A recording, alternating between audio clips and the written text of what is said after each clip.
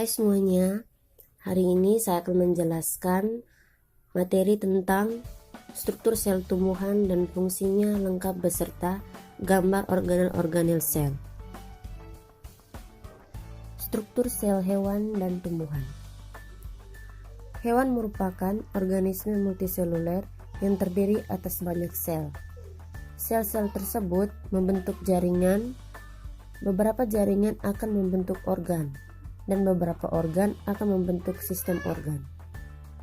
Tumbuhan. Tumbuhan merupakan organisme multiseluler yang terdiri atas banyak sel.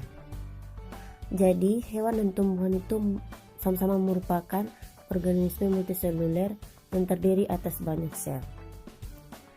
Nah, sesuai dengan judul, kali ini saya akan menjelaskan tentang struktur sel tumbuhan dan fungsinya lengkap beserta gambar organel-organel sel.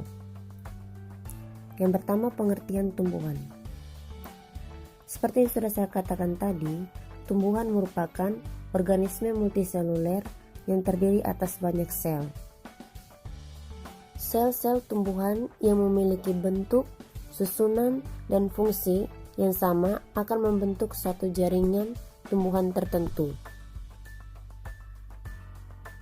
Ada berbagai macam fungsi sel tumbuhan, yaitu sebagai berikut.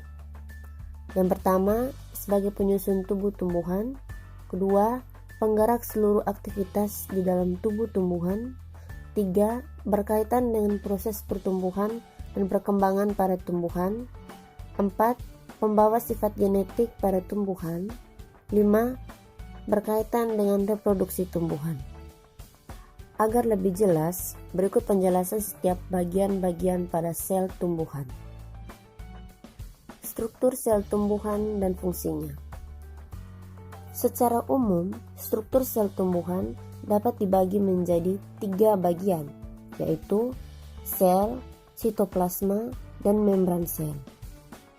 Selain itu, struktur inti sel tumbuhan tersusun dari membran nukleus, nukleoplasma, kromosom, dan nukleolus. Oke, berikut penjelasan lanjut mengenai bagian-bagian sel tumbuhan. Yang pertama, nukleus. Inti sel atau nukleus merupakan organ sel yang berada di dalam sel eukariotik. Fungsi inti sel adalah untuk mengontrol segala aktivitas sel berdasarkan informasi genetik yang dibawa oleh DNA. Yang berikut, membran nukleus atau selaput inti. Bisa kita lihat pada gambar. Jika dilihat menggunakan mikroskop elektron, membran nukleus terdiri dari 2 selaput, yaitu selaput luar dan selaput dalam. Selaput luar berhubungan langsung dengan sitoplasma, sehingga banyak ditempati oleh ribosom.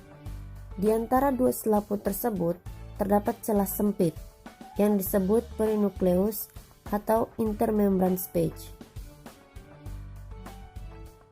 Fungsi dari membran nukleus adalah sebagai pintu yang menghubungkan nukleoplasma dan sitoplasma. Yang berikut, nukleoplasma atau kariolimfa. Nukleoplasma adalah cairan kental yang mengisi bagian dalam nukleus.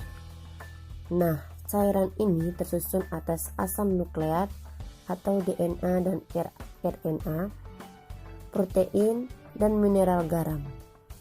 Fungsi dari nukleoplasma sendiri adalah sebagai suspensi atau zat cair yang mengandung zat padat bagi organel sel yang ada di dalam nukleus.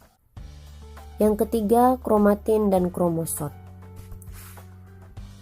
Jika diamati menggunakan mikroskop elektron, kromatin terlihat seperti butiran-butiran yang tersebar di dalam nukleus. Sedangkan fungsi dari kromatin adalah sebagai pembawa informasi genetik yang berguna untuk mengendalikan seluruh aktivitas sel. Hal ini disebabkan karena kromatin tersusun dari DNA, RNA, dan nukleoprotein. Oke, yang terakhir yaitu nukleolus atau anak inti.